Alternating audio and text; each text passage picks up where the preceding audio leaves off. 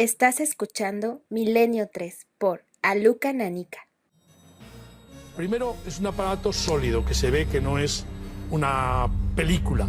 Segundo, no se mueve como flotando, como cuando hay un globo de gas que está así como... No, estaba completamente sólido en el aire y va acercándose hacia donde estoy yo. Yo me voy, lógicamente, echando para atrás y tapándome así con la sábana, eso que uno quiere de alguna manera meterse, como protegerse, ¿no? Entonces, cuando el objeto está ahí enfrente, se para antes de entrar en la puerta y comienza a descender. Lo que sí que me di cuenta que cuando estaba ese tramo desde la ventana hasta que empieza a bajar, lo único que me di cuenta es que el aparato de radio estaba emitiendo unos pitidos. Y miré así de reojo y vi el micrófono y dije, y le di al botón de Sacas grabar. la mano de Solo, sí, pongo a grabar y me meto otra vez. Lo único que hubo en ese momento fue un acto casi reflejo de decir que se grabe ese ruido que está ahí. 1:32 después de escuchar, como una exhalación, el testimonio que yo perseguí hace muchos años del seminarista de Logroño, Javier Bosque. Ahora os lo explico todo. Comenzamos. Nuestra sintonía ya está en el aire de la radio y del cosmos. Porque veréis, en Cuarto Milenio pudimos entrevistar a Javier Bosque hace unas semanas. Tuvo un enorme impacto en la audiencia. ¿Y por qué tuvo impacto? Pues muy sencillo. Cuando uno transmite lo único que puede transmitir, que es lo que es. Uno solo puede transmitir lo que es. No hay trampa ni cartón. Y en un medio como la televisión eso se nota enseguida. Javier Bosque llevaba prácticamente 43 años sin hablar. Todos habíamos leído su caso, todos los que amamos el misterio habíamos leído su caso. Y habíamos visto una escena de un asustado estudiante, aspirante a sacerdote, luego lo fue, arremolinado en su propio camastro, con las sábanas al cuello y un objeto extraño dentro de la habitación. Un objeto que en cierto instante lanza un tentáculo, lanza una especie de brazo que toca directamente en el transistor que Javier Bosque estaba escuchando poco antes de la aparición del extraño aparato y que grabó, registró una serie de sonidos. Esto ocurría una noche de junio de 1972 en el edificio de las Escuelas Pías de Logroño. Bien, este suceso pasó a formar parte de los misterios hispanos más célebres, sobre todo por el silencio. Era un caso con una grabación de sonidos, era un caso con un testimonio de máxima fiabilidad, era un caso que le produjo un gran miedo y respeto, pero después la superación, incluso para coger el micrófono en la mano y grabar lo que estaba aconteciendo, intentar captar el sonido de aquella extraña aparición en la noche. Pero después, las presiones, el mejor no hables, esto no te va a hacer ningún bien, hicieron que se extendiese el manto del silencio, ese en contra del cual luchamos siempre en la nave del misterio. Y después de una larguísima gestión y del apoyo y esfuerzo del compañero Carlos Largo, pudimos tener una maravillosa entrevista en Barajas. Él hacía escala porque nos enteramos, fue ya la primera sorpresa, que Javier Bosque vivía en Nueva York. El seminarista se dedicaba ¿a qué? A ayudar a las personas más desfavorecidas, a las personas marginales, a las personas a veces envueltas de una gran oscuridad. Me empezó a interesar Javier Bosque, ya no solo como testigo de aquel encuentro con un ovni.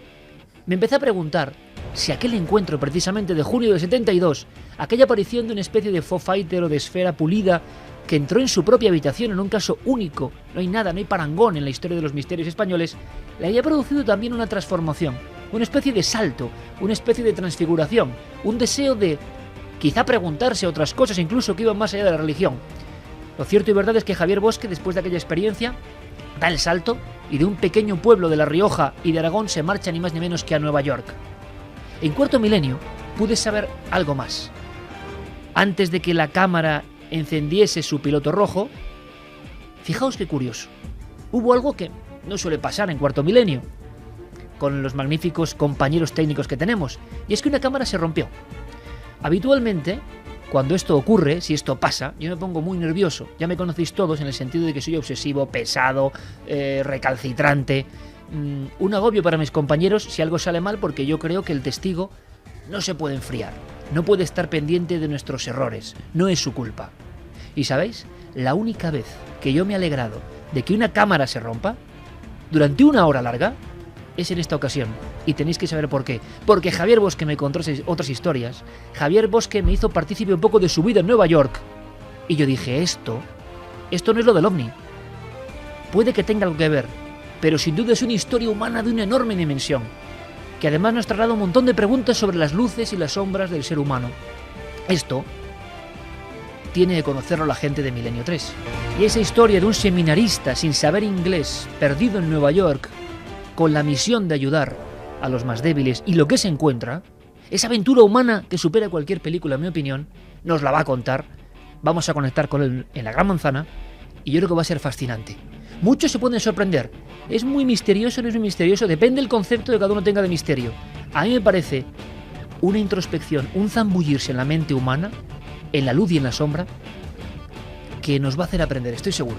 Pero hay mucho más. Clara Tahocer, nuestra compañera, nos llevará a un caso que cuando lo estábamos examinando en la redacción, yo me he atrevido a decir, pero primero, 17 años de fenómenos.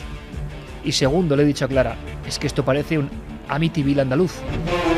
La provincia de Córdoba, últimamente muy visitada por nuestros compañeros, peinada en busca del misterio y que tiene un caso del que no sabíamos nada, que se trasladó desde el año 85 hasta el 2002. Clara, buenas noches. Muy buenas noches. En efecto, un caso sorprendente por la gran cantidad de fenómenos que allí han sucedido, por cómo llegaron a integrarlos en su vida como algo medianamente normal, vamos a decir así, o muy habitual, y cómo después de haber abandonado la casa, solo después se dieron cuenta del horror en el que habían vivido. Don Santiago Camacho, buenas noches.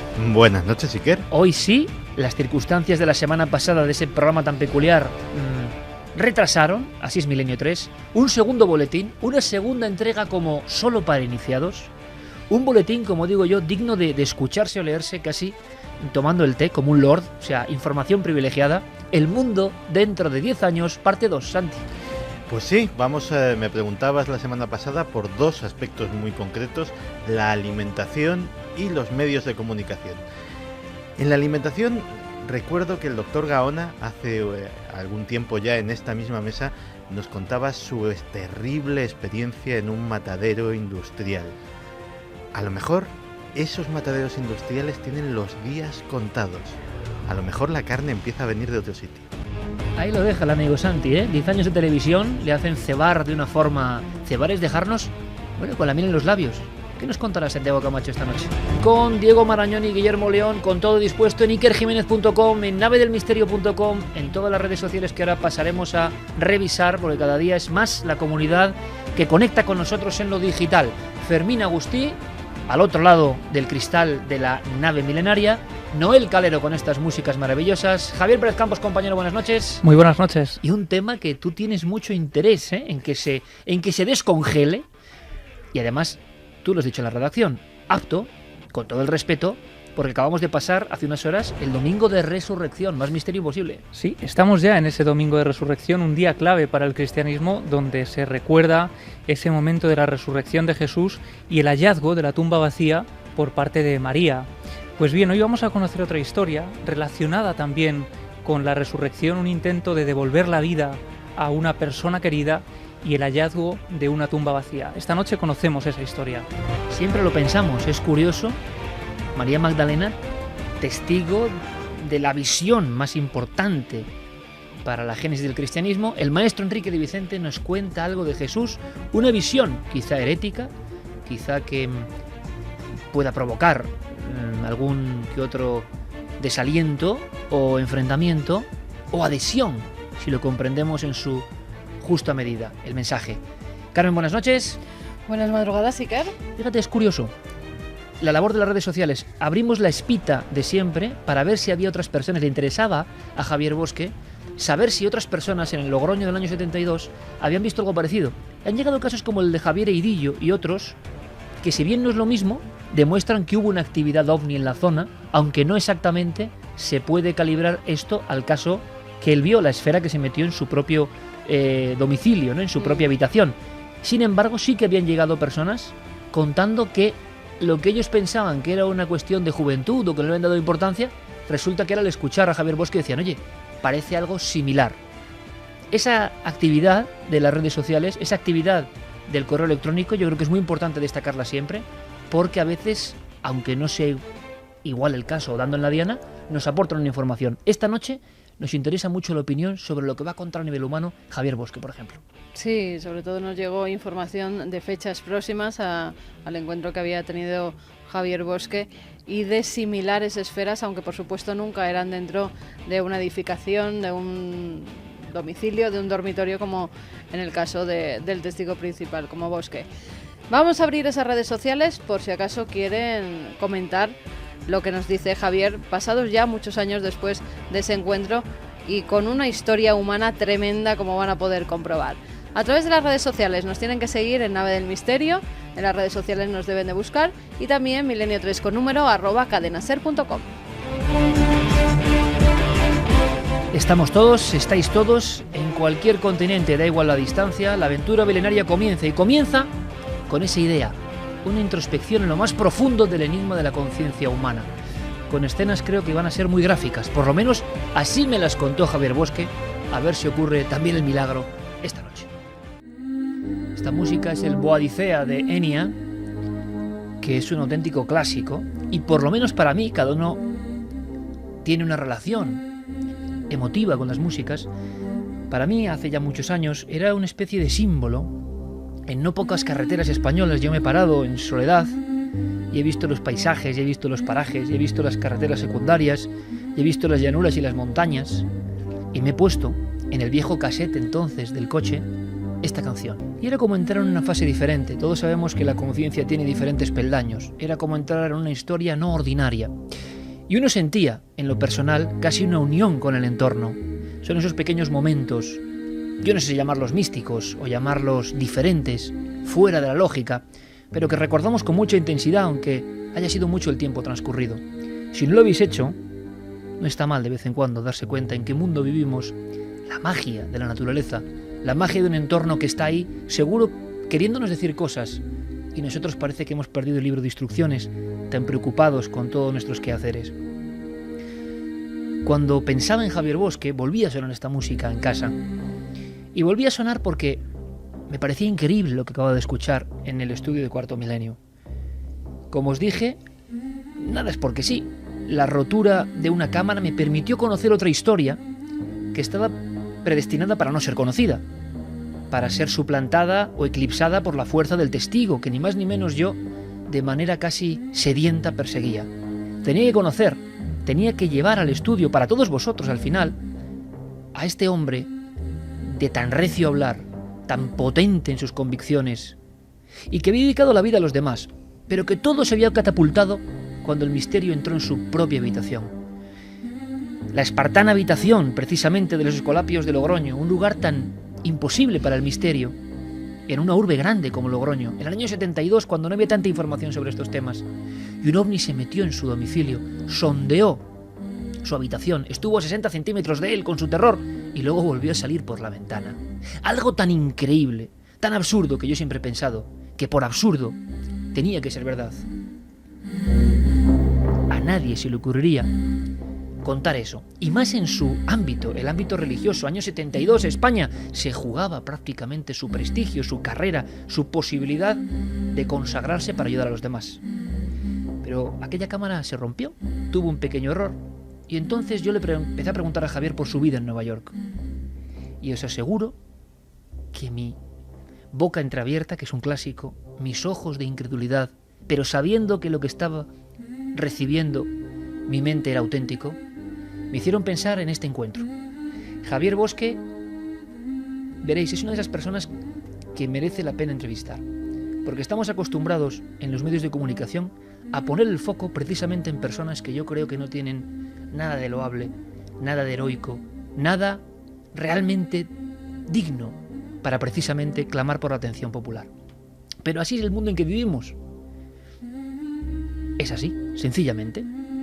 Entonces, cuando llega a la luz de alguien que realmente, sin ningún tipo de alaraca, sin ningún tipo de ego, él me decía, casi avergonzado de contarme lo que me estaba contando, uno reflexiona y piensa que todavía quedan seres de luz, prescindiendo del aspecto religioso, la creencia que cada uno tenga. Gente que de verdad no sale en los medios, no tienen eco, y son un ejemplo de superación y de ayuda a los demás. Cuando te llegan estos ejemplos, hemos tenido varios últimamente, uno se queda como muy disminuido, con la sensación de que casi es menos humano que la persona que tiene enfrente. Que por fortuna, esta especie tan extraña, capaz de lo peor, también es capaz de lo mejor. Y Javier me fue casi descifrando para él pequeñas vivencias. Yo dije, esto tiene que ser conocido. Espero que entendáis el mensaje. Yo estoy seguro de que sí. ¿Por qué? Porque también se ha encontrado con el misterio. Es un hombre marcado por el misterio. Esa experiencia de junio del 72 le deja casi traumatizado. Algo ha ocurrido en su vida y sabe que es verdad. Empieza a recibir extrañas llamadas. Él me lo contaba. Meses después, años después incluso, gente que parecía que sabía lo que le estaba pasando. Dice que sintió terror cuando alguien le llama, cuando él estaba en Salamanca. Época, por supuesto, donde ni se soñaban los teléfonos móviles. Hablo del año 73. Javier, hoy has tenido dolor de cabeza, ¿verdad? Has hecho las pruebas médicas. Y él empezó a sentirse casi como en una película de espías. ¿Quién me está vigilando? ¿Por qué soy especial después de ver ese pequeño objeto que nada me hizo, pero he estado tan cerca del misterio que me voy a convertir en una presa fácil para crédulos y escépticos? Poco a poco nuestro compañero Javier Bosque, ya seminarista, se marchó a Nueva York. En una odisea, yo lo digo, digna, repito, de una auténtica película. Yo creo que todo eso nos lo tiene que contar. Javier Bosque, amigo, buenas noches. Buenas noches y muchas gracias, Iker. Te has pasado de echarme flores. Sabes que es sincero, que es real, que mi afecto es auténtico y que la sintonía que tuvimos pues va más allá de lo ordinario y son cosas que ocurren. Primero con la admiración de alguien que yo perseguía como testigo de uno de esos casos clave, ¿no? Con la emoción de haber visto que había personas que habían visualizado cosas parecidas. Pero tú me contabas, Javier, y aquí es lo importante y es lo de siempre, ¿no? Pasemos de la casuística a la profundización. Y es que a raíz de esa noche, de tu experiencia con algo extraordinario cercano en los Escolapios, en Logroño, también empieza a ocurrir una especie de transformación personal. Y la vida cambia hasta que tú me cuentas una escena que yo no puedo olvidar. Creo que sois un grupo de seminaristas buscando en un plano de Nueva York el barrio más peligroso de la Gran Manzana, ¿no? Es así, ¿no, Javier? Así fue. Los superiores en España nos habían dado una misión y nos habían dicho a esta pequeña comunidad de 4 que teníamos que venir a esta gran ciudad, buscar un sitio donde servir a la gente más necesitada. Y lógicamente yo, saliendo de Barbastro, un pueblecito del norte de España, con muy poco conocimiento de la geografía americana y con nada de conocimiento del inglés, pues estábamos un poco perdidos en esta gran ciudad. Y veníamos buscando precisamente eso, servir en la zona más necesitada y pobre y peligrosa, lógico, de esta ciudad. Y es verdad, eso es lo que estuvimos buscando hasta que lo encontramos. Pero Javier, vamos a ver. Primero esa escena me parece de novela, ¿no? Los 4 seminaristas jóvenes, hablamos de más de 35 años prácticamente. Buscáis lo más oscuro, entre comillas, de Nueva York para intentar dar luz, que es la misión que tenéis, ¿no? Sí. ¿Y cómo era el Nueva York oscuro de aquella época, Javier? Bueno, tú recuerdas, Iker, como los que somos un poco más mayores que tú, y tú lo habrás visto también por tu información periodística, las historias de Harlem en Nueva York o del sur del Bronx eran historias que habían pasado al cine y lo habíamos visto en películas, y realmente eran zonas sin ley, fue la primera cosa que fuimos a buscar. Nos fuimos a vivir a Harlem, en la zona más negra del barrio Harlem de Nueva York, donde pensábamos que aquello era muy, muy malo. Lo mismo nos pasó cuando fuimos al sur del Bronx, pero no era lo más peligroso. Y fue curioso encontrar en Brooklyn, en un barrio que ahora está muy de moda, se llama Williamsburg, que ahora si usted mira una guía de Nueva York, verá uno de los barrios recomendables, Williamsburg, para venir a visitar. Y en aquel tiempo, solamente hace 30 y tantos años, era realmente el barrio más peligroso, más difícil y más pobre que había en esta ciudad, y ahí es donde vinimos. Javier, tú me contabas hace poco, en nuestro encuentro en Cuarto Milenio, una escena que es muy actual, pero que puede darnos una imagen perfecta de las cosas por las que has pasado. Por ejemplo, que venga alguien diciendo que se va a suicidar con una arma, pero que quiere llevarse primero tu cuerpo por delante, ¿no? Esto es tan gráfico, tan increíble. Luego hablaremos de la suerte, ¿no? Y de la bendición, entre comillas, que se tiene cuando alguien tiene una buena misión y parece que algo le protege. Pero escenas como estas, que me gustaría que me explicases para que de inmediato el público sepa el calibre de en qué situaciones os metíais, ¿no? Esto ha ocurrido y hace mucho tiempo, ¿no? Sí, este barrio estaba dominado por bandas que traficaban drogas, y cada banda quería poner su fuerza y el control con el poder, y había lógicamente enfrentamientos entre las bandas, y había también un amedrentamiento, crear miedo entre la población para que todo el mundo, nadie pudiera denunciar nada y nadie se atreviera a abrir la boca. Entonces había una ley del silencio impuesta a base de armas, y lógicamente cuando llegas nuevo a un sitio así, pues quieren tenerte bajo control, y he tenido todo tipo de problemas, ¿no? Desde el apartamento, el piso donde vivíamos, que pues fue asaltado 8 veces en 2 años, y bueno, aparte de llevarse las 4 cosas que teníamos, porque vivíamos muy pobremente y prácticamente había muy poco por robar, pero el desorden y el romperlo todo era lo habitual, hasta las amenazas físicas a mi persona. En muchas ocasiones, y digo, no es solo que mencionas, sino en muchas ocasiones he pasado miedo de sentir que era el último momento de mi vida. He estado en ocasiones en las que me estaban esperando con un machete en la mano para partirme la cabeza, y precisamente la gente a la que tratabas de ayudar, cuando están con efecto de drogas o cuando están bajo una presión muy fuerte, esta gente a veces no sabe lo que está haciendo y hacen cosas así. Lógicamente aquel día este señor no me quería matar por estar enojado conmigo, sino al revés, quería que nos fuéramos juntos, y él había decidido acabar con sus días y pensó que suicidarse él solo era muy triste y lo mejor era suicidarnos los dos, ¿no? Llevarme a mí primero y luego irse él conmigo.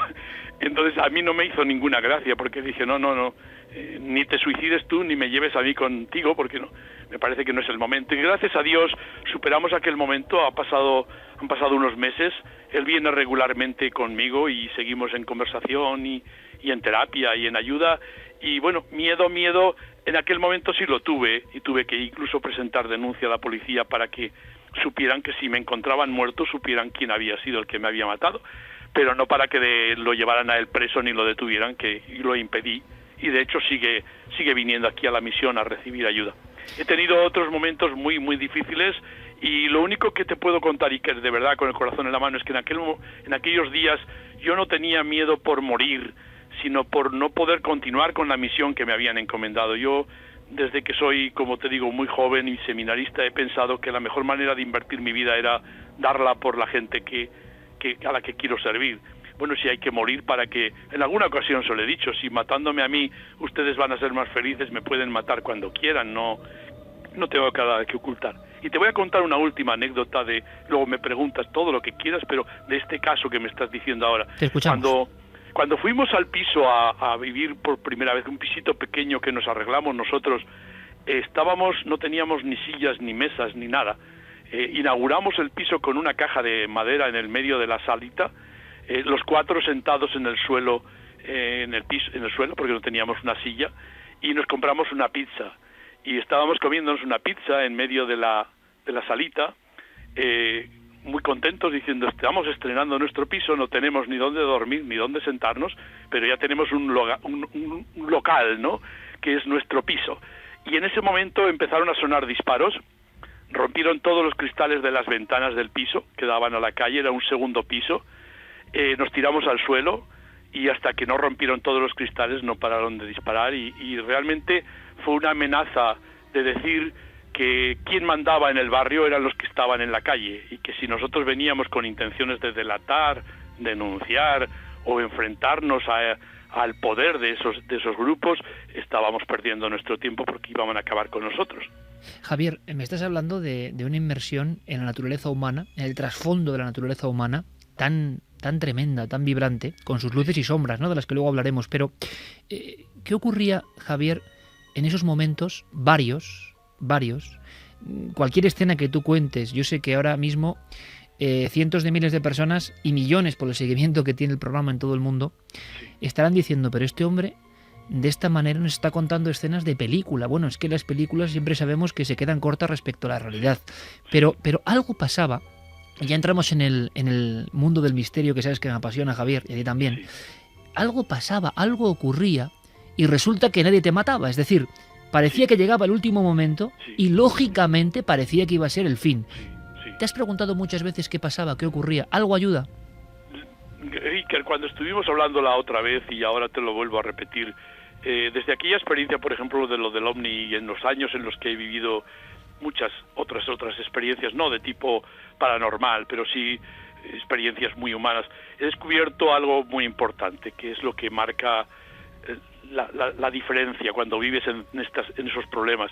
Es la creencia o no creencia en la trascendencia, en otras dimensiones en la vida, en unos poderes que pasan más allá de nuestra realidad humana de cada día, y donde vas viendo que en el fondo nosotros a veces no somos más que, no diría no títeres, porque no lo somos nunca, pero sí de alguna manera estamos en unos planes que nos trascienden, en algo que va más allá de lo que podemos nosotros controlar en cada momento, que tienes que ser realista y que aceptar cada momento con esa naturalidad, con esa normalidad, y sin querer ser tú el protagonista de nada, sino simplemente vas haciendo todo lo más que puedes, bueno, y lo pones en manos de ese Dios o de esa trascendencia que tú crees, y entonces cambian mucho las cosas, porque, bueno, no le das tanta importancia a lo que está pasando o lo que va a pasar, vas haciendo lo mejor que puedes y, bueno, Dios dirá lo que sale luego, ¿no? Creo que ahí está la diferencia.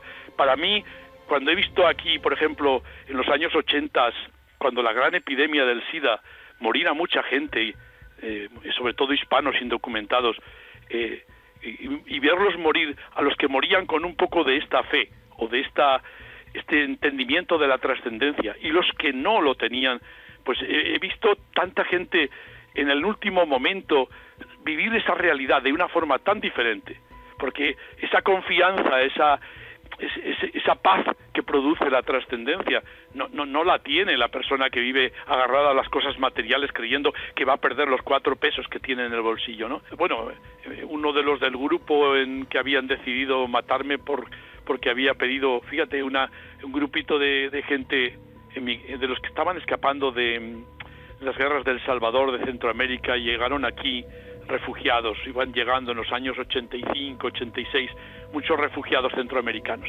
Un grupo de ellos vivían aquí asilados en uno de los edificios que teníamos en la iglesia, y que lo convertimos en un santuario de refugiados centroamericanos.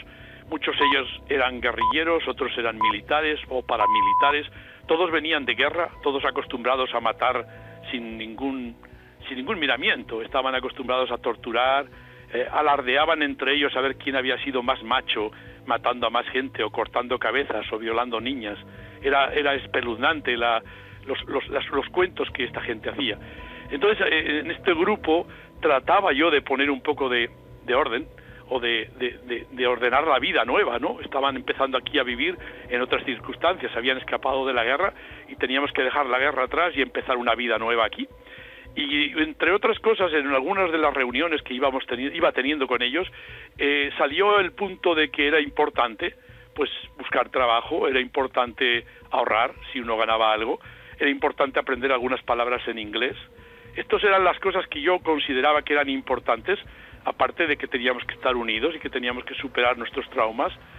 Y después de que tuvimos estas reuniones, algunos de ellos se reunieron por su cuenta y decidieron que lo mejor era matarme a mí, porque estaba tratando de ponerlos a ellos bajo un régimen de orden, ¿no? Como si esto fuera un cuartel o algo así, ¿no?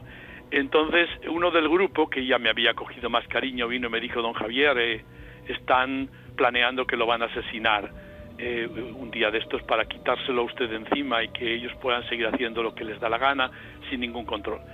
Entonces yo le dije: bueno, vas a llevarles el mensaje de vuelta, no les digas que me has dicho nada, diles que Javier ha dicho que si matándome a mí ellos van a resolver sus problemas, mi vida no vale más, que sería muy feliz muriendo por que ellos fueran felices, ¿no? Cuando ese mensaje llegó a ellos, tocó el corazón de más de uno de ese grupo. Y dijo: este señor, en lugar de ir a llamar a la policía y denunciarnos, está ofreciéndose morir porque cree que porque si nosotros creemos que eso nos va a hacer más felices, pues él está dispuesto. Eso quiere decir que nos quiere. En muchas de estas ocasiones ese es el argumento. Cuando le puedes demostrar a otro ser humano que lo quieres y que estás dispuesto a hacer lo que haga falta por él, sin llegar a morir, porque al final pues nadie me mató, como estoy aquí hablando contigo, pero realmente, como has dicho antes, humanamente es un terror, ¿no? Un miedo. El perder la vida a nadie le hace gracia, y estoy seguro que ni el más santo ni espiritual de los seres humanos se queda tan tranquilo viendo que la muerte puede estar ahí en un momento. creo que cuando a una persona se le puede tocar con el amor, y el amor se demuestra diciendo estoy dispuesto a dar la vida por ti, como hace una madre por su hijo, o como hace cualquier persona que quiere, que salva a uno que se está ahogando, ¿no? Ese momento es crucial, y eso significa para la otra persona una oportunidad de cambiar y decir, alguien me quiere, no soy malo, he tenido una experiencia, una vida muy mala, pero hay alguien que me quiere y vale la pena que vayamos juntos con esa persona. Son momentos increíbles, son momentos muy profundos en los que a mí me ha cambiado mi manera de ser, de vivir y de plantearme el resto de los muchos o de los pocos años que me queden de vida. Tú me contabas, Javier, que yo no sé si has visto el mal, ¿no? El mal como entidad casi. Porque has tenido que intervenir en algunos procesos, no sé si de exorcismo o de aliviar algunas causas que ya incluso se escapaban del ordinario. Estas aventuras tan tremendas y también de película, las has vivido allí en Nueva York. Ocurrían, sí. Había gente que sentía que el mal se apoderaba de ellos. Sí, es muy, muy curioso. Una cosa que yo no había vivido en España y que he vivido aquí, sobre todo trabajando con la población latinoamericana, es el que la iglesia o la comunidad religiosa de su fe correspondiente, la que sea, no hablo de una iglesia determinada, se convierte de alguna forma en el centro de su vida. Es la referencia, es el único sitio donde pueden ir a contar sus problemas o a buscar solución. Entonces, cuando hay experiencias traumáticas, y a veces pueden ser tan profundas como las que estás describiendo ahora, ¿no? De posesiones diabólicas o de experiencias de, yo qué sé, que a veces pueden ser enfermedades mentales o a veces pueden ser, no sabemos, ¿verdad? Porque ahí se mezcla a veces todo. He visto la madre que ha venido a buscarme porque su hija de apenas 18 años acaba de parir un hijo en casa que no quería, y ha cogido unas tijeras y lo ha cortado en trozos, lo ha picado al bebé recién nacido. Está en la cama tumbada la muchacha, la casa llena de sangre y el bebé metido en una bolsa de plástico, y la madre, el único sitio que tiene para venir a buscar ayuda es a Javier, que está aquí en la iglesia, y viene y dice, Javier, que me ha pasado esto, y ¿qué puede hacer un ser humano como yo, limitado, pobre, pequeño, ante semejante monstruosidad, ¿no? Que una recién madre acaba de matar a su bebé con una tijera. Es espeluznante, ¿no? O la otra madre que vino buscándome y diciéndome, ¿puede usted venir, por favor, que mi hija está poseída por el diablo y en la noche, cuando se acuesta en la cama, se mueven todos los objetos en la habitación? Le pongo una cruz en la mano para que le proteja al Cristo y esa cruz se le escapa volando de las manos. Y bueno, yo me he quedado en muchas ocasiones, ¿no? En tanto las personas que actuaban violentamente contra mí o contra otros, como en estos casos en los que dices, bueno, ¿hasta dónde puede llegar la maldad, la crueldad, o los poderes ocultos o otras cosas, otros mundos que se nos escapan, ¿no? Y además si dices, es que me ha pasado una vez, pero pasan tantas de ellas que es sorprendente. Lo que uno va aprendiendo también es que a veces es muy poco lo que podemos hacer como solución, pero ahí vuelvo a lo de antes, hay mucho amor que podemos dar, y esa madre sigue aquí viniendo. La hija está detenida y lleva ya ahora un tiempo en un centro psiquiátrico penitenciario, la que mató al bebé. La otra, en cuanto pasaron 2 años de su caso, el caso se curó en el sentido de que ya no hubo más fenómenos paranormales en el piso, y la madre y la hija siguen viniendo a la comunidad y todo aquello. Pero en aquel momento lo que hacía falta, lo más importante, es que hubiera alguien que escuchara, alguien que pusiera atención a aquel problema y alguien que pusiera mucho amor y que dijera, no te preocupes, que yo estoy contigo. Y por lo menos con mi ayuda, yo no puedo hacer muchas cosas, pero con mi ayuda va a ser el problema un poco más liviano. Eso quizá era lo que en muchas ocasiones puedes hacer. Y te aseguro, Iker, que a veces solo haciendo eso he conseguido cambiar vidas de personas, y dices, es que ni yo mismo me lo creo, que han venido después, años después, a dar las gracias porque un día estuviste un ratito escuchando a una persona así, o porque le acompañaste, o porque le diste un buen consejo, o porque hiciste algo de sencillo, como a un preso que estaba en la cárcel de alta seguridad y que me dio un papelito cuando pasé el día con los presos en la cárcel. Ellos me cuidaron todo el día, y al acabar me dio un papelito y me dijo, por favor, mándelo a esta dirección. Estaba prohibido sacar nada de aquella prisión. Yo saqué el papelito porque, bueno, nadie me registró al salir. Mandé aquel papelito a la persona que él lo quería mandar y años después me encontró en un parque. Si yo no recordaba nada de él, iba con mi hija de la mano caminando por el parque, se me acercó un tipo en el verano con tatús y grande y dije, Dios mío, este viene a asaltarme. Cuando estaba cerca me dijo, don Javier, y yo me quedé helado, me abrazó, lloró conmigo y me dijo, gracias, don Javier. Usted fue el único que mandó aquel mensajito que era muy importante mandar a mi novia en aquel momento. Aquello, años después, le había marcado y cambiado la vida de un ser humano, porque yo simplemente le había escuchado, le había atendido y le había hecho un pequeño, muy pequeño favor. Y yo me he dado cuenta que con esos pequeños favores, con ese poco de cariño que uno puede ir sembrando cada día, está cambiando circunstancias y vidas y problemas, y para mí es fascinante y para mí es un privilegio que me dé Dios o que me dé la vida estas oportunidades de poder hacer algo tan sorprendente con mis limitadas posibilidades, porque soy un pobre hombre, pero tengo la suerte, tengo el privilegio de poder participar, ayudar, colaborar y ser parte de un poquito de alivio en estas circunstancias tan difíciles. Sí. Hablando de esta capacidad del amor para recuperar a la gente, con gestos que pueden parecer sencillos y pueden parecer baladí, resulta que tienen una carga profundísima que varía el espíritu de esa persona, que está perdida o se cree perdida. Tú me contabas, por ejemplo, la increíble experiencia de un recogepelotas, si no recuerdo mal, malviviendo en un lugar y que tú lo ayudabas y que también te lo encontrabas muchos años después convertido en otra persona, otro hombre exitoso. Y a mí eso me parecía también tan poderoso a nivel de imagen, Javier, que me gustaría que lo recordases, ¿no?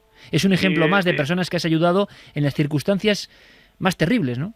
Sí, además, fíjate, Iker, este muchacho, este señor ahora llamado René, que vivía en México, tuve otra oportunidad, otra suerte de mi vida de trabajar con niños de la calle en México al año siguiente del gran terremoto. Esto ya fue en el año 86, el terremoto de la capital de México que dejó la ciudad destruida y muchas víctimas y muchas familias destruidas, y me marché con mi esposa ese año a México a tener un hogar con niños abandonados, con jóvenes que no tenían familia, que habían muerto sus padres o que estaban abandonados, ¿no? En los países latinos hay una gran población de muchachos callejeros y teníamos en casa 30. Uno de ellos que encontré, René, era un muchacho que llevaba tiempo, había llegado de Cuba a México, llevaba tiempo solo en las calles de México y había encontrado refugio en un club de tenis donde ayudaba a recoger pelotas y donde dormía en un vestuario y donde algunos de los jugadores con un poco más de dinero pues le llevaban algún bocadillo, algún sándwich o le ofrecían alguna bebida, ¿no? Y con esto malvivía este muchacho escondido en un vestuario de un club de tenis con la aquiescencia de alguno de los guardias que le dejaban estar allí, porque como hacía un pequeño trabajito no le pagaban.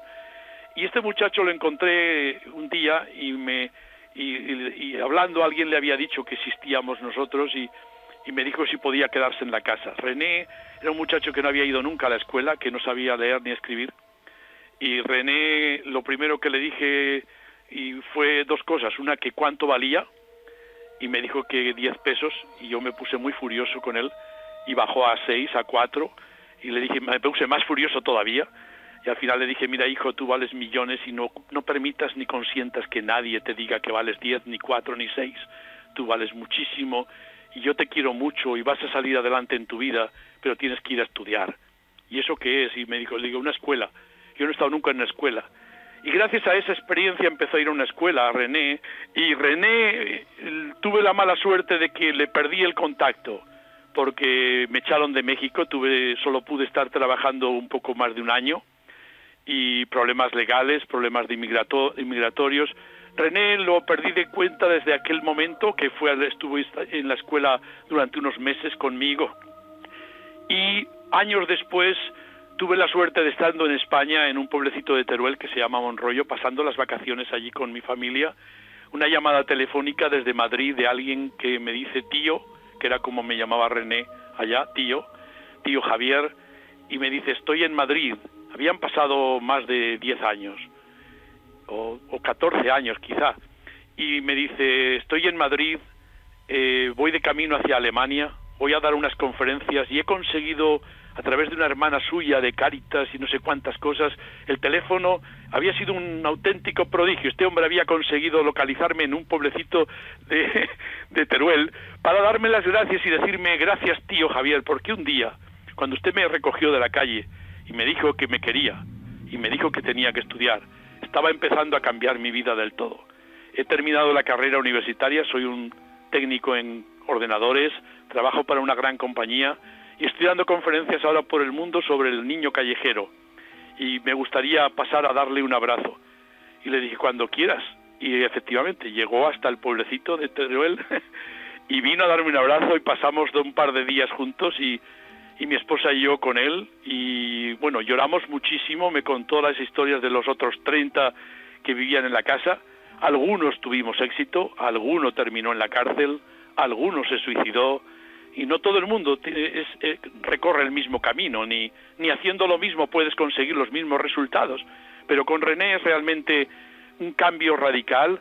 Está ahora trabajando para una gran compañía bancaria en México, y a través del Facebook, que es una herramienta tan útil como tú muy bien sabes, y los oyentes tuyos todos utilizamos el Facebook para ver tus programas, a través del Facebook nos hemos encontrado la otra vez, y va a venir por aquí por Nueva York, y me ha prometido que en estos días vamos a tener otro reencuentro. Espero llorar otra vez y darnos unos buenos abrazos. Y qué maravilla ver cómo toda una vida cambia con algo tan sencillo como un poco de afecto y poner un poco de ayuda en la vida de otra persona. Porque al final ese es el arma, ¿no?, que tú tienes. Sí. Y creer en eso, en la posibilidad transformadora y transfiguradora de eso, de esa luz. Exacto. ¿No?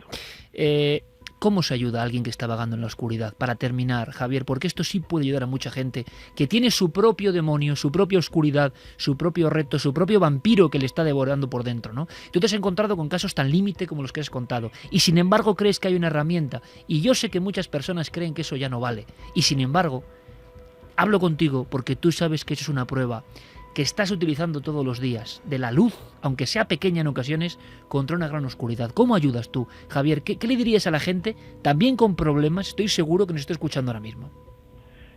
Creo que hay un solo consejo, que los seres humanos no somos lobos solitarios. Los seres humanos no hemos nacido para estar solos, ni para tragarnos las bilis y los problemas de la vida en soledad. Los seres humanos no tenemos que morirnos amargados porque nadie me quiere ni nadie me escucha. Yo creo que la única solución que hay es la de salir al encuentro de otro ser humano. Nos necesitamos. Los seres humanos necesitamos unos de otros. Y entonces, cuando estás viviendo en esas circunstancias y en esos problemas, cuando tienes angustias, cuando estás en la oscuridad, cuando estás experimentando cosas del maligno, cuando te sientes muy débil, cuando a veces ya piensas que la vida no vale la pena, ese llamado de encuentro con otro ser humano hace una gran diferencia. Yo creo que con el momento en que haces ese esfuerzo, tu vida comienza a cambiar. Cuando eres capaz de poder compartir tu oscuridad con alguien que te puede ayudar a encender una pequeña llamita de luz en tu vida, puedes empezar a cambiar. Pero si te quedas solo, si te quedas escondido, si te quedas con tu propia miseria, bueno, estoy seguro que es muy difícil salir de ese agujero negro en el que estás, ¿no? Por eso mi no solución no es, pero sí mi consejo es encontrarse con otro ser humano. El que lo necesita, buscar ayuda, y el que no está buscando, no necesita una ayuda, salir al encuentro de los que necesitan ayuda, porque todos necesitamos. Te voy a contar muy rápidamente, porque sé que estoy hablando demasiado, ¿no?, en el programa tuyo, pero cuando las Torres Gemelas cayeron, y yo fui testigo aquí, y en esos días andábamos todos como zombies por la ciudad de Nueva York, con una gran lápida que nos había caído encima. Yo he visto a la gente en el metro de Nueva York, en las calles de Nueva York, en el silencio de Nueva York que se creó en aquel momento, llorando, deprimidos, con caras largas, caminando lento, como habíamos perdido de repente la ilusión y las ganas de una ciudad vibrante como Nueva York. Y lo que te puedo asegurar es que en esos días, algo que comenté con mis compañeros, les dije: wow, si algo bueno ha salido de este ataque a las Torres Gemelas, es que los seres humanos de repente hemos comenzado a ser un poquito más humanos. Tú veías a gente extraña que no te conocía ni conocía a los otros levantarse de su sitio en el metro y acercarse al que está llorando y darle un abrazo y decirle estamos juntos y vamos a salir de esto juntos y no te preocupes. Era impensable en un Nueva York donde la gente tiene cuchillos en los codos para salir por delante de los demás. De repente éramos humanos y nos preocupábamos de que hubiera alguien que estaba llorando en el metro y de levantarme para darle un poco de consuelo. Ese es el cambio en el que yo creo, para el que está llorando y para el que quiere apoyar. Los dos de repente han encontrado en la vida un sentido, que es salir al encuentro de otro ser humano, y allí encontramos un poco más de paz y un poco más de luz. Pues que la luz siga triunfando, que el exorcismo contra la oscuridad tremenda humana o extrahumana siga siendo eficaz, como desde hace 35 años. Este auténtico héroe, Javier Bosque, el camino heroico tiene muchas pruebas durísimas, pero el camino heroico al final consiste en traspasar esos umbrales, en adquirir esa conciencia de que la luz, el amor en este caso, puede hasta con lo más ignoto, y hay una fase, tú lo sabes, Javier, muy importante, que es regresar a casa para compartirlo, para hablarlo, para lo que estamos haciendo esta noche, que es en el fondo la liturgia, si se permite la palabra, de transmitir ese conocimiento que tú tienes, esa experiencia vital que tú tienes a un aula de cientos de miles de personas, que muchas de ellas, estoy seguro, necesitaban, y vas a ver las reacciones, escuchar exactamente eso que tú has dicho.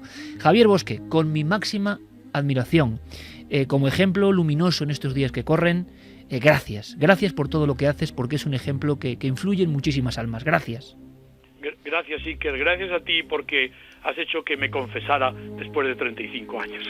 Un fuerte abrazo, Javier Bosque, hasta la próxima. Gracias, un abrazo a ti también. Un abrazo, Javier. Javier Bosque, que hoy ya no es religioso, que hoy ya no es seminarista, que hoy ya no es sacerdote, tiene una familia y sin embargo sigue ayudando exactamente igual.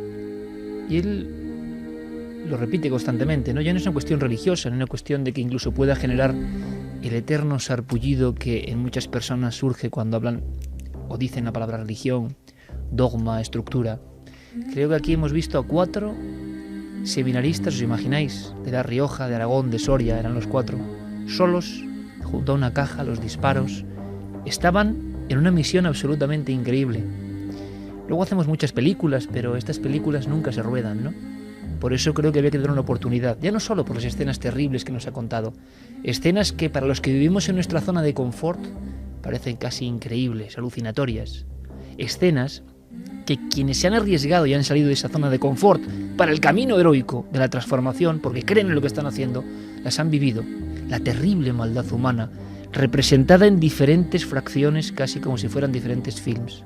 Esto lo cuenta un sacerdote, ya no sacerdote, pero persona igualmente ligada a la luz, a lo religioso, a la ayuda, conviviendo con ello hoy, esta misma noche.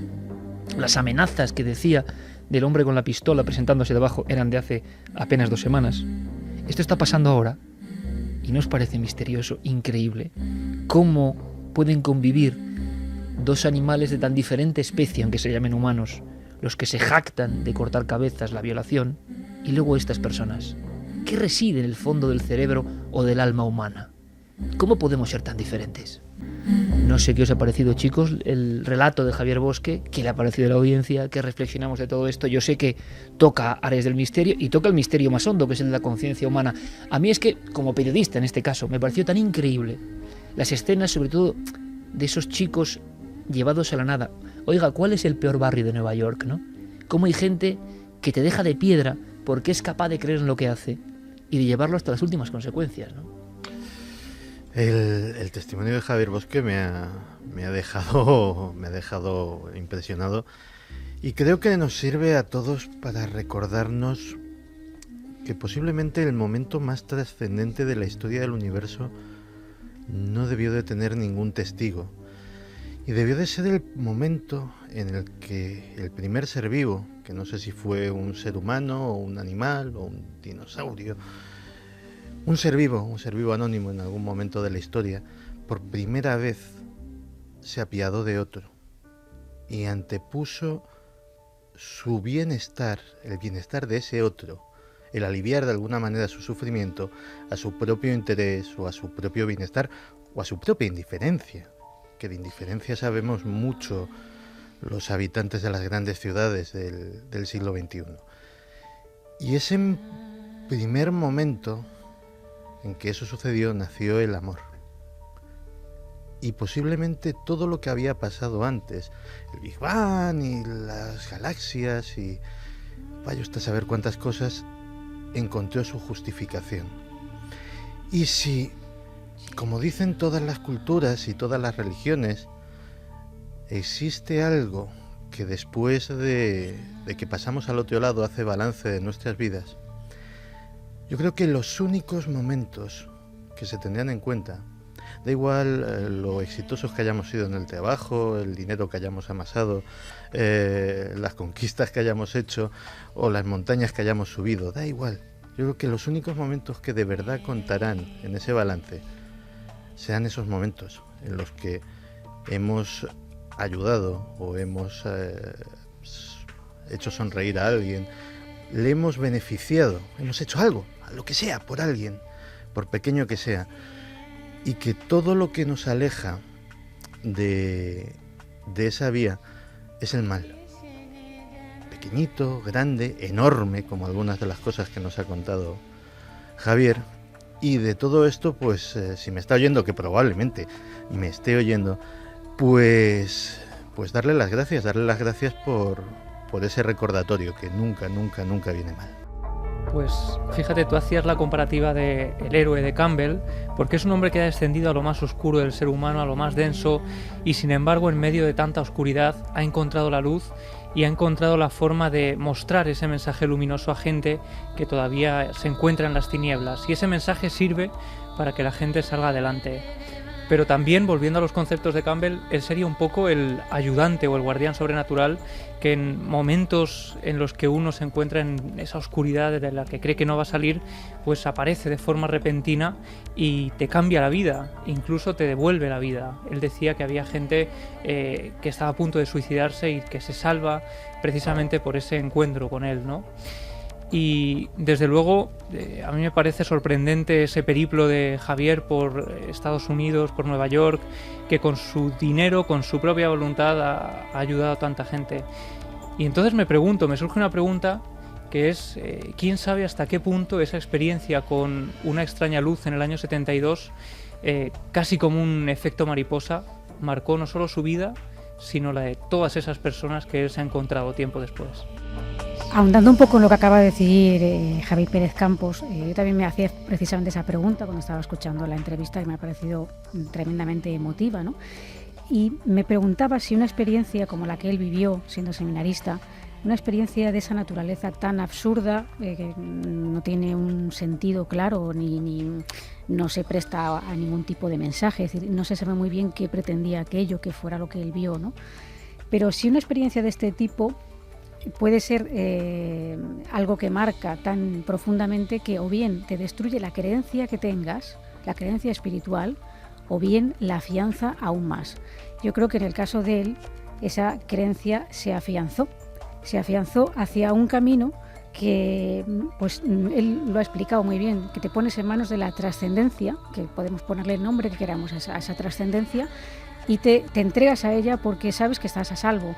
Y quizá todo eso es lo que a él le ha dado cierto valor para enfrentarse a todas esas situaciones que evidentemente nadie quiere ser testigo de ellas, y él las ha vivido incluso casi como una cierta normalidad, ¿no? Y yo pienso que bueno, que en el caso de él, quizá esta experiencia ovni, que en ese momento no tenía las respuestas, y sigue sin tenerlas, porque él, recuerdo que comentaba en Cuarto Milenio que no sabía lo que era aquello, pese a todo el tiempo transcurrido. De alguna forma sí tiene una cierta respuesta, por lo menos desde mi punto de vista, y es que quizá tenía que modificar su conciencia. Yo creo que desde el día que tiene ese extraño encuentro con esa luz, Javier Bosque tiene una misión y él se lo toma como tal. y esa misión es la de ayudar a la gente. No sabía de qué forma, no sabía de qué manera, y esa luz que él no interpreta ni siquiera religiosamente, porque en Cuarto Milenio nos lo contaba, él no lo interpretó como una aparición mariana. Siendo un seminarista sería lo más fácil, gente cercana a la religión. Él no lo interpreta como eso, lo interpreta como una señal, como un algo que se le presenta a él, no sabe muy bien por qué, que durante un tiempo le tienen el foco de la prensa a nivel nacional, de los curiosos, y que eso le hace emprender un camino que no estaba aquí, que estaba en un lugar mucho más oscuro, mucho más negro, mucho más peligroso, como era el Nueva York de aquella época. Es una experiencia que cambia su vida, y lo que vive en Nueva York, muchas más cosas que nos pudo contar allí en el plató, y que bueno, aquí por tiempo no es posible. Yo creo que él se siente en cierta forma protegido por aquello que un día le vino a visitar. Él siente que esa energía que se presentó en una habitación cuando él casi era un adolescente, en cierta forma le está protegiendo para esa misión que es ayudar a los demás. 2:28, pues habéis dicho los 4 cosas muy profundas. Evidentemente este programa tiene de todo y cada semana es un mundo, y creo que no viene mal, ¿no? A veces, zambullirnos en el abismo de la conciencia humana. Hombre, es que quien no entienda el mensaje de Javier Bosque es un lerdo mental, no tiene sentido el no entender las palabras de este hombre, que lo que se ve es el bien que hace a los demás y que vive por ello. Pero además yo creo que también hay una cuestión que nos lanza, ¿no? Que es que precisamente, bueno, iba a decir en Occidente, ¿no? Yo creo que en todo el mundo, es la vida carente de significado, ¿no? La inmensa mayoría de las vidas carecen de significado. Cuando se llega... Decía un viejo poeta irlandés que cuando llegas a la vejez, dice, el anciano puede ser un traje raído sostenido por un bastón, inservible prácticamente, a no ser que su alma dé palmadas de emoción y de entusiasmo, aunque que él tenga un sentido de vivir, que él tenga una vida que merece la pena vivir, y que él haya estado con una vida con su propio significado. Cada uno tendrá el suyo. Sin embargo, y luego nos contará Santi cómo será el futuro, los efluvios y mensajes de esta humanidad en la que vivimos parece que están destinados a desposeernos de cualquier significado, a no ser que el significado sea tener un televisión más grande, ¿no? O un frigorífico mejor. Cuando las personas se dan cuenta de la trampa en la que han vivido y se llega a determinado umbral de la edad, puede ser duro no haber vehiculizado tu vida hacia un significado. ¿Por qué este hombre nos llega? Habría que preguntarse, hasta para el más, como decía Carmen Lerdo, o duro de mollera. Pero ¿por qué hasta el más duro de mollera sabe perfectamente, aunque quiera engañarse, que este hombre habla como con un manantial de fuerza, con una especie de extraña convicción que no es natural, que no es general? Pues porque esa gente está tocada por algo, y por ese trabajo, como decía Javier, heroico, permanente, luchando con un significado. Como decían algunos viejos amigos, como JJ Benítez, cuando se refería a la nave nodriza. La nave nodriza no es otra forma de llamar a esa mente mayor que no sabemos qué es, y creemos que a veces maneja los hilos y nos salva en el último instante, o nos premia, ¿no?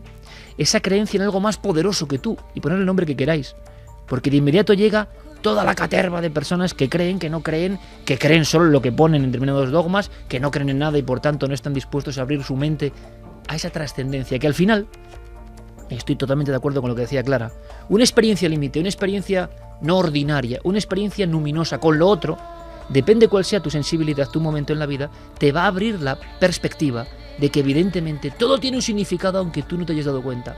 Un significado muy profundo en el que tú puedes formar parte. Alinearte con ese significado o abandonar y olvidar ese significado depende de ti. Y entonces llega y tú ves a personas. Y yo sé que es políticamente incorrecto, pero ¿cuántas personas vemos que están ya en la última recta de su vida y no saben? Han hecho algunas cosas, a veces movidos por la corriente social, pero no siguiendo, al nivel que sea, sus sueños, su anhelo, ayudar a alguien, crear algo hermoso, y se dan cuenta de que la vida no ha tenido significado. Es una de las grandes frustraciones en un mundo donde la depresión, donde un montón de problemas nos atenaza. Quizá desde el principio está esto mal establecido y no sabemos cómo acudir a nuestro significado. Pero el ejemplo de Javier, desde luego, creo que es el de alguien que está entrelazado a una misión más poderosa que él. Escucharlo con esta naturalidad creo que es interesante, sea cual sea la opinión, que ahora lo veremos, de nuestros espectadores. Y bueno, sí, es que muchas veces nos preguntamos también hasta qué punto el misterio es selectivo con los testigos. Y fíjate si esto en los años 70 le hubiera ocurrido pues a una persona egocéntrica que estaba estudiando, bueno, que era un seminarista, pues no sé, se habría convertido en algo pues como un iluminado de Logroño, por ejemplo, ¿no? Que en los años 70 era muy típico eso del típico un sanador, ¿no? Claro, pues que vendía garrafas de agua bendecidas, que curaba a cambio de un módico precio, y sin embargo el misterio transforma a esta persona a otro nivel mucho más profundo, a un nivel muy distinto a lo que estábamos acostumbrados a ver en esa época, ¿no? Por tanto, es a lo que voy, ¿no? Porque el misterio de pronto ocurre ante una persona que a raíz de ahí puede dar cambia ese su salto. vida. Eso es, que es capaz de dar ese salto y de salvar a tantas personas.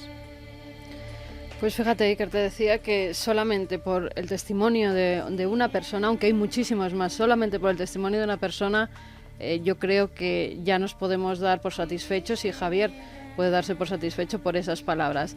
Hay un chico que se llama Martín que nos escribe que él está en un gran cambio de vida, está saliendo de la droga y dejando todo atrás, y escuchar a Javier dice que le ayuda mucho. Solamente con eso, con que sus palabras puedan ayudar a esta persona, ya es trabajo bien cumplido. Es una inmersión en la profundidad, pero en un debate que está ahí, evidente. Todos habéis dicho, además he visto a Santi como muy transfigurado, muy impactado. Bueno, de repente, inesperadamente, llega un chip que nos reconduce y nos recoloca y nos muestra semejantes realmente prodigiosos, ¿no? Sea cual sea su creencia, estemos de acuerdo o no. Mensajes de nuestros oyentes. Mensajes, algunos llorando a moco tendido, te lo tengo que decir, por las palabras de cómo les llega, cómo transmite Javier. Y te voy a decir una cosa, tú que llevas no sé cuántos años como yo en esto de la comunicación, no hay un misterio en la fuerza de algunas personas cuando hablan. Totalmente. Que no es locución, señores. No es impostado, No es es la impostado. verdad. ¿No os habéis dado cuenta de que este hombre está absolutamente despegado del ego? Que es la gran maldición que tenemos todos. El ego que nos atrapa, nos domina, nos lleva. ¿No os dais cuenta que este hombre hablando estaba absolutamente entregado a otra cosa que no es el ego, y que eso es muy difícil de imitar? Y por eso muchas personas en diferentes países se habrán emocionado y habrán llorado, que no es malo, al ver a un ser humano tan bueno, tan bondadoso, tan al margen de instituciones, cuestiones. Si alguien quiere saber más de Javier Bosque, porque estoy viendo un poco la reacción, pues buscar en Facebook Javier Bosque, que él estará encantado, porque imaginaos, ¿no? Lo que es para él. Él nunca había concedido una entrevista. Y sigue haciendo su labor, además, allí en Nueva York, sigue estando al lado de los más débiles, de los más pobres, de los más conflictivos, con lo cual también siempre está bien echar una mano. Werner dije, testimonios como el de Javier me reconcilian con el ser humano. Katy, realmente inspirador Javier Bosque, realmente creo que este mundo puede mejorar si seguimos su ejemplo. José Tenza dice, Javier Bosque ha decidido ser un hombre de bien, ha trascendido y es todo lobo blanco, como dirían los chamanes, por eso está protegido por la providencia. Ha trascendido. Eso daría para todo un programa, pero qué bonita palabra, ¿no? Ha trascendido las prisiones y cadenas que nos encadenan a casi todos en el ego, en el éxito, en lo material, en lo primitivo. Hay gente muy concreta que trasciende, que es capaz de estar por encima de eso, ¿no? Por eso nos suenan Sonia tan... dice que orgulloso se debe sentir al haber ayudado a tanta gente, ha vivido situaciones horribles a la par que ha hecho cosas maravillosas por los demás, bravo por él. Monse Ayuso, pegada a la radio escuchando a Javier, desde luego estas experiencias debían ser contadas, seres de luz, sin miedo. Nibiru dice, nunca conseguiremos valorar el alcance de un abrazo, por eso siempre doy abrazos de luz, para iluminar la oscuridad.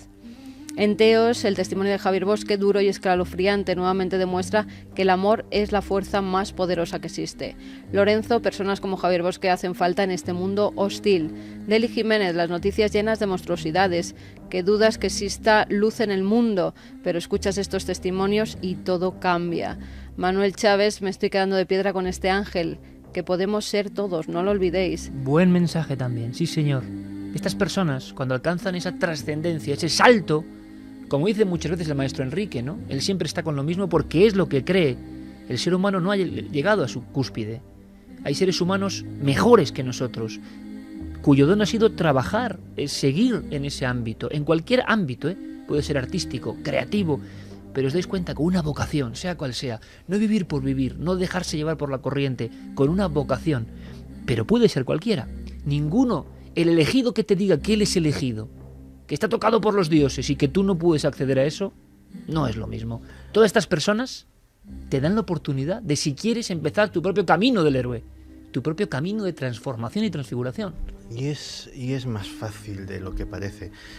¿Cuántas veces no le hemos racaneado a alguien que en el fondo sabíamos que lo necesitaba, aunque fuera un poquito, no nuestro dinero, porque si tienes dinero y te sobra algo, pues siempre lo das? Pero ¿cuántas veces no hemos racaneado con algo que valoramos mucho más que nuestro dinero, que es nuestro tiempo? ¿Cuántas veces no hemos escurrido el bulto y hemos evitado 5 minutos de no hacer nuestras cosas, de no dedicarnos a lo que nos gusta, que podían a lo mejor haber ayudado un poquito? No estoy diciendo de hacer una gran obra como la de Javier, sino de ayudar un poquito a alguien, generalmente cercano encima. Pues si empezamos por esos 5 minutos, yo creo que es un buen comienzo. Pero cuidado, que yo creo que todo esto, sería muy largo de contar y tenemos muchos más contenidos, pero se ha tocado una fibra sensible importante, no es solo en la vocación de ayudar. Los misioneros son héroes, ¿no? O de cualquier religión, me da igual. Los que creen en la ayuda, pero no lo vehiculicemos solo en la ayuda, ¿eh? El artista ayuda a su manera, legando belleza. Nosotros haciendo esto, yo no me voy a cortar un pelo. Estamos haciendo esto porque nos impresionó de Javier Bosque. A otro le escucha a Javier Bosque, le da igual y se ríe. Y entonces no cuenta nunca en la radio lo de Javier Bosque y no le llega a otra gente. O sea, depende de ti pertenecer a una cadena de acontecimientos o no. Si tú lo abortas en cierto momento, esto no sale. Pero a mí el corazón se me quedó tan encogido como seguro que a muchos oyentes. Y dije, esto es tan importante o más que lo del OVNI. Hay que contarlo. Pero no porque estemos diciendo hay que ser el mejor samaritano o santo. No. Lo hemos dicho siempre, el artesano en su oficio. El que lega belleza a otros en un cuento, en un libro, en una película, en un trabajo bien hecho, en un edificio bien hecho, en una pieza bien ajustada, en una obra bien hecha, está legando, está siendo alineado con esa luz de la vocación, ¿no? Y es así. O creo yo que es así.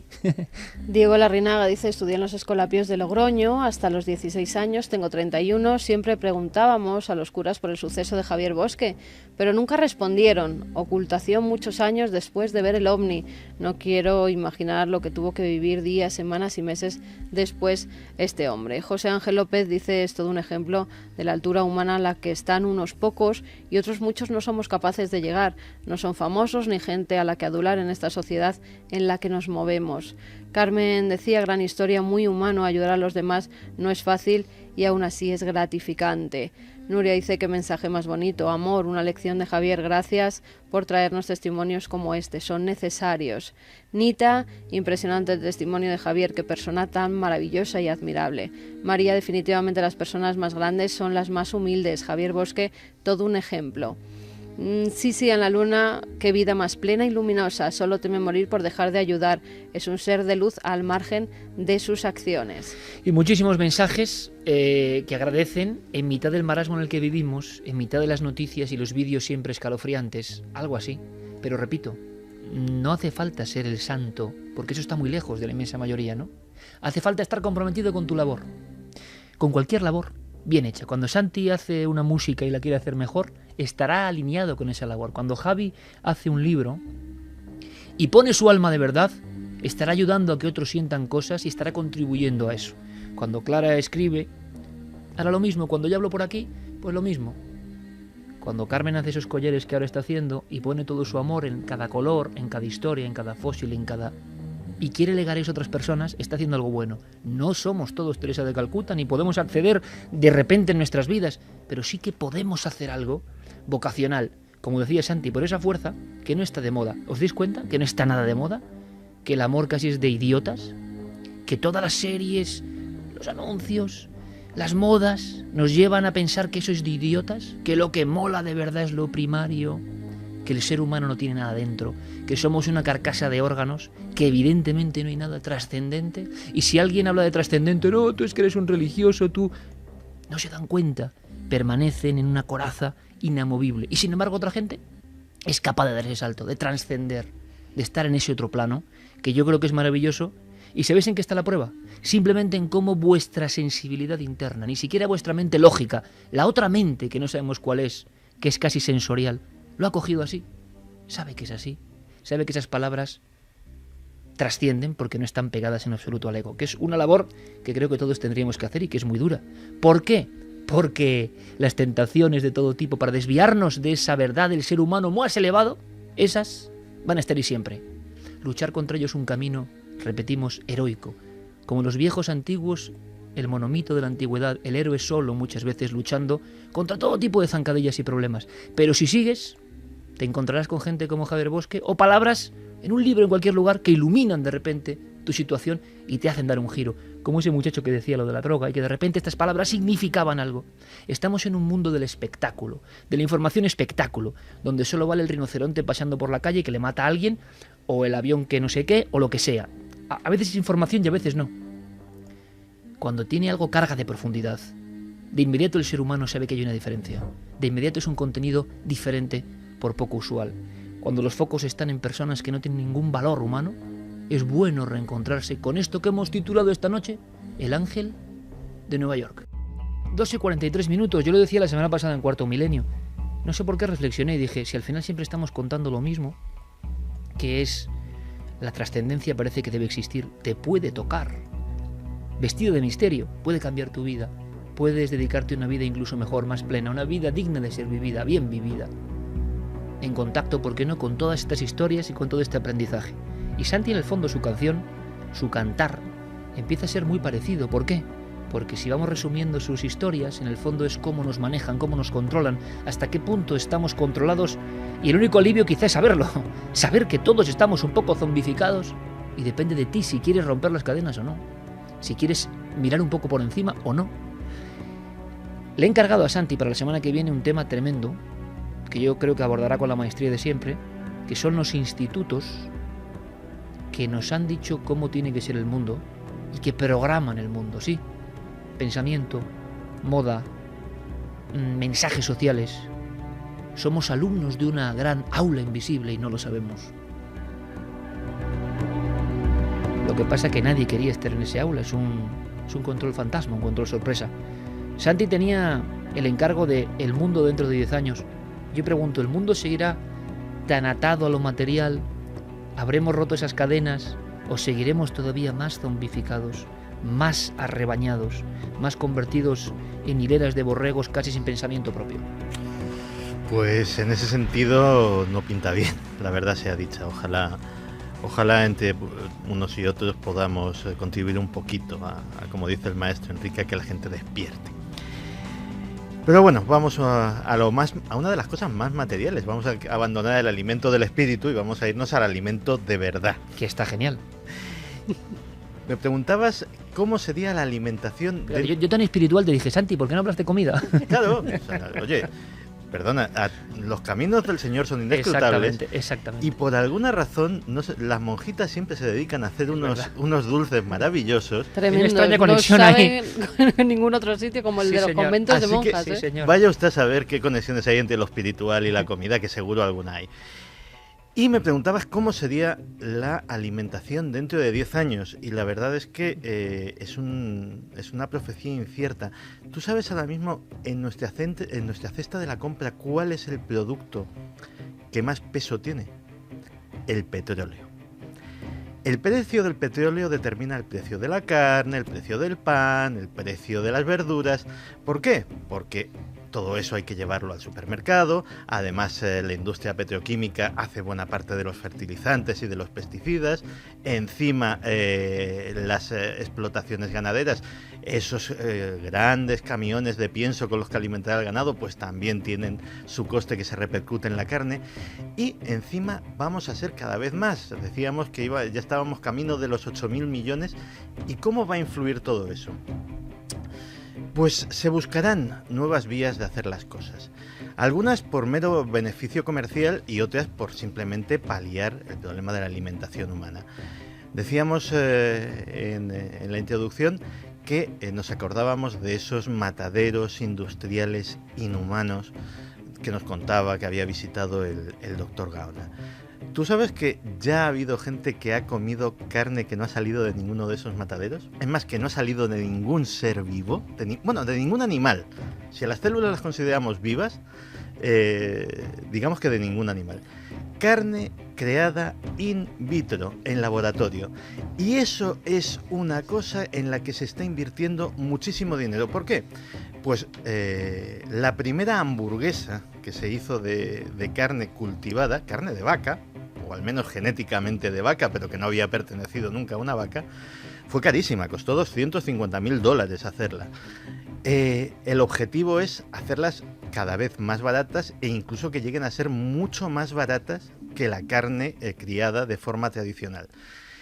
Los que están invirtiendo muchísimos millones en esa investigación esperan que tenga éxito por dos cosas. Primero, por proporcionar carne barata, que posiblemente dentro de muy poco la carne, digámoslo así, natural, sea un artículo de lujo, porque según, lógicamente, este valle de petróleo barato desaparezca y vuelva todo al cauce anterior de los $100 y pico por barril, pues todo eso volverá a repercutir. Y sobre todo porque la imagen del Dr. Gaona tiene mucho más impacto en el consumidor de lo que nos creemos. Hay mucha gente que se ha hecho vegetariana no porque esté convencida de los beneficios nutritivos de una dieta exclusiva de vegetales, sino por motivos estrictamente éticos. Oiga, yo no quiero tener nada que ver con el sufrimiento de estas criaturas. Y esas personas serían un mercado potencial inmenso para una carne sin dolor, una carne sin sufrimiento, una carne que de hecho sería la forma de hacerle el marketing. Lo de carne sintética parece como bastante más duro de vender, pero si decimos, no, oiga, es carne, biológicamente es carne, lo metemos en un tubo de ensayo, lo analizamos y es indistinguible de la carne real, pues eso empezaremos a verlo en las bandejas, en los refrigerados de nuestros supermercados, posiblemente dentro de 10 años. Sirva como apunte, grandes cadenas fundamentales en la historia de la alimentación, lo que podríamos llamar comida rápida, instalados en todo el mundo, tienen serios problemas, no problemas porque venden muchísimo, evidentemente, pero se han dado cuenta que en los últimos 2-3 años el bajón es importante porque en Estados Unidos, sobre todo, patria de ese tipo de comida, el público joven está optando, aunque sea más cara, por la comida ecológica y demás. Y es la primera vez en la historia que aseguran tener problemas y un cambio en la inversión. Quizá dentro de 10 años la comida ecológica, la comida verde, aunque también es cierto que a mí me parece lógico a nivel ético, pero dicen también expertos que la carne es fundamental en determinados elementos bioquímicos para el ser humano. Pero ahí está la disputa. Lo que está claro es que por un lado la carne sin dolor y por otro lado el crecimiento de todas estas industrias o no industrias del ecologismo. Más cosas, Santi. Pero claro, todo esto, digámoslo así, está muy bien pues para los ciudadanos de los países ricos que no queremos tener nada que ver con una granja de pollos industrial o con un matadero de carne. Pero ¿qué pasa con los sitios donde todavía se pasa hambre? Pues hay muchas investigaciones muy prometedoras. ¿Te puedes creer que, por ejemplo, un grupo de ingenieros estadounidenses ha descubierto y ha desarrollado un sistema para producir comida de los árboles, pero no de las frutas de los árboles, sino de la madera de los árboles? Con 200 kilos de madera se producen 20 kilos de hidratos de carbono perfectamente comestibles y procesables, que se pueden convertir en harinas, que se pueden convertir en almidones, que se pueden utilizar para todo tipo de productos, digámoslo así, artificiales, pero que son comida y son comida nutritiva. Esos 20 kilos servirían para alimentar a una persona durante 80 días. 200 kilos de madera es muy poco, ¿eh? O sea, pensemos que la madera es algo que pesa. Así que esa es una de las vías. Otra de las vías son ni más ni menos que los insectos.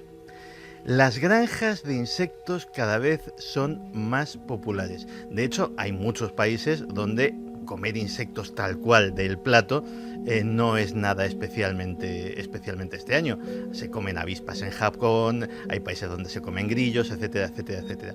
Pero aquí estamos hablando de criarlos como fuentes artificiales de proteínas, generar una harina, digámoslo así, y con esa harina también procesar determinados alimentos. Oye, Santi, y entonces la eterna ficción, como los coches voladores del futuro en los años 60, que era la comida en pastillitas, tampoco se ha avanzado mucho, ¿no? Bueno, para los astronautas sí, o sea...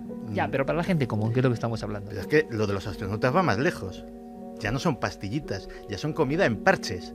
Directamente en parches como los de la nicotina, como los de dejar de fumar, los astronautas van a poder dentro de muy poco, ya está desarrollado el sistema, adquirir toda una serie de nutrientes, excepto la glucosa, que esa la tendrían que seguir ingiriendo, digamos los hidratos de carbono, la energía, pero todo lo que son vitaminas, minerales, etcétera, etcétera, lo absorberían dérmicamente. Eso también es alimentación del futuro. Santi, ¿y las impresoras de comida parece que se ha frenado un poco su progresión o no? No, se sigue invirtiendo mucho. El problema es que a día de hoy lo que se puede hacer con ellas es muy sencillito. De hecho, los primeros modelos comerciales van a salir y van a servir para un único plato. Y son pizzas. Van a ser pizzas impresas con una impresora 3D especializada en comida. Y no va a hacer nada más. Lo que se espera es, como pasa con las impresoras 3D normales, las que utilizamos pues para hacer objetos de plastiquito que sirven para un montón de cosas, pues esa tecnología se irá desarrollando. Y básicamente, pues en vez de cartuchos de tóner, pues habrá cartuchos de diferentes ingredientes. Y, hombre, no será el colmo de la cosa culinaria. Pero, por ejemplo, la NASA es la que más está precisamente investigando, porque en las futuras estaciones espaciales, en misiones de larga duración, etcétera, etcétera, sí que va a ser una forma de que tengan los astronautas algo parecido a comida real. ¿Y algo parecido a esto seguirá existiendo, Santi? ¿Medios de comunicación? Lo de los medios de comunicación requeriría programa aparte, pero... Fíjate, la desaparición de las audiencias nacionales, tal como las entendemos, es decir, Milenio 3 es un programa español que lo escuchan en España. No, eso ya... Líder, ¿eh? Es que eso ya no existe y cada vez va a implantarse más que no va a existir. Es decir, vaya hombre, la gente será muy consciente de que sus programas los escucha y los ve todo el planeta. Y eso... se va a acrecentar con un avance científico, un avance tecnológico, mejor dicho, que está a la vuelta de la esquina y que ese sí que parece de ciencia ficción y nos queda nada, o sea, ya está casi a punto, que es la traducción simultánea en tiempo real. Y cuando digo, no te estoy diciendo ya esos teléfonos móviles que les haces una foto de un cartel y te muestran el cartel en tu idioma. No, estoy hablando de voces, estoy hablando de que directamente un angloparlante, un francés, un italiano, podrían estar dentro de 10 años escuchando Milenio 3 en su respectivo idioma con nuestras voces. ¿Con nuestras voces? Con nuestras voces. Con lo malo que soy yo, he sido siempre para los idiomas. El sistema, básicamente, no solamente analizaría las palabras y las traduciría, que eso, digámoslo así, con la tecnología actual y la suficiente capacidad de proceso, hablando en plata, está tirado, sino que analizaría las voces del hablante y lo traduciría con el mismo tono de voz y probablemente, según la tecnología avanzase, con la misma entonación. Es decir, sería un Iker Jiménez... O sea, por ejemplo, ahora tú hablando en euskera. Por ejemplo, perfectísimamente. Yo digo lo de euskera porque para mí fue siempre, hombre, con todo el respeto, ¿no? Pero una bomba de neutrones cerebral. Yo que no era euskoparlante, digamos, tuve que aprender euskera. Y claro, luego siempre, para todos los idiomas, inglés, francés... O sea, imagínate... Se queda ahí el retén, ¿no? Como que sí, pero que no. Y entonces, claro, hablar fluidamente, no sé, en alemán, tú imagínate. O sea, yo no tengo ese don. Cuando pongamos una psicofonía... Claro, o sea, una psicofonía traducida. Al alemán. Pues imagínate que... Hablo con Raudí, no, ese está en castellano, pero... La barrera idiomática, que era lo último que sí, faltaba, señor, una barrera, la Torre de Babel, ¿no? Para que todos los programas tuvieran una audiencia absolutamente internacional, pues esa está a una década y media de caer definitivamente. ¿Te imaginas qué lujo escuchar a Javi Pérez Campos en perfecto esloveno, por ejemplo? O sea, tiene que ser... Y luego, lo que dicen casi todos los comunicólogos y los que saben bastante de estas cosas, es que los medios de comunicación son un accidente histórico. Son algo que ha durado 150 años y que va a desaparecer como tal. Lo cual no quiere decir que tú y yo nos quedemos sin trabajo, afortunadamente. Sino algo nos agarraremos, ¿no, Santi? Efectivamente. Porque la fragmentación de las audiencias y la fragmentación, prácticamente la gente va a poder producir sus propios productos. Ya está pasando, ¿no? Sí, pero... Internet. A gran escala, es decir, por ejemplo, una gran productora de televisión puede producir una serie de televisión y decir, ¿yo por qué se la voy a vender a ninguna cadena? ¿Por qué se la voy a vender a ninguna cadena? Estás abriendo un melón peligroso, Santi, ¿eh? ¿Por qué si la puedo emitir yo mismo? Pues eso está a punto de ocurrir, con lo cual... Ya, claro, porque el canal es lo que... Efectivamente. No, pero bueno, sí, y más cosas. Pasemos página. Pues mira, que también coincide en el que el peso de las audiencias por descarga empezará a tener mucho más peso que las audiencias en tiempo real. Eso no está mal, porque, oye, lo diría Guillermo Leones, desde que, por ejemplo, el portal ebooks, pues siempre hemos estado ahí en el número 1 desde que nació. Quiere decir que hay una gran capacidad de descarga. Si el idioma, además, contribuye para que sea un fenómeno planetario. Pues, de hecho, la gente ya lo hace, pero va a ser la tendencia generalizada. Hablar de programas en directo o de escuchar este programa a su hora va a ser impensable. Es decir, cada persona tendrá su podcast, tendrá su podcast, digámoslo así, de televisión, y prácticamente será generalizado que la gente vea los contenidos que le apetezca, el día que le apetezca, pero a la eso hora ya que le está apetezca. pasando, Eso Santi. ya está pasando. Claro, yo creo que hay más audiencias, seguro, de gente que escucha Milenio 3 a través de la web Indudablemente. que en vivo. Lo que sucede es que, digámoslo así, por el renuevo generacional, los pocos de la antigua escuela, pues o irán cediendo su puesto a personas. ¿El libro? Bueno, ya hablaremos de todo eso. El libro sobrevivirá. ¿Sobrevivirá? Sí. Me alegro. El libro de papel. El libro de papel. Bueno. El libro de papel es un producto tecnológicamente perfecto, es como la rueda. O sea, la rueda, con muy pocas variaciones, lleva miles y miles de años siguiendo la misma. Pues el libro le pasa tres o cuatro. Desde las tablillas cuneiformes de la Surbanipal, la escritura en papel o en soporte físico sigue ahí. Bueno, seguiremos con este visado por el futuro, pero me recoges el encargo, ¿verdad, Santi? Claro que sí. Ese instituto misterioso lo iremos Ya abordando. estamos en ello. Que condiciona el mundo real, que sin darnos cuenta nos da órdenes y nosotros las seguimos.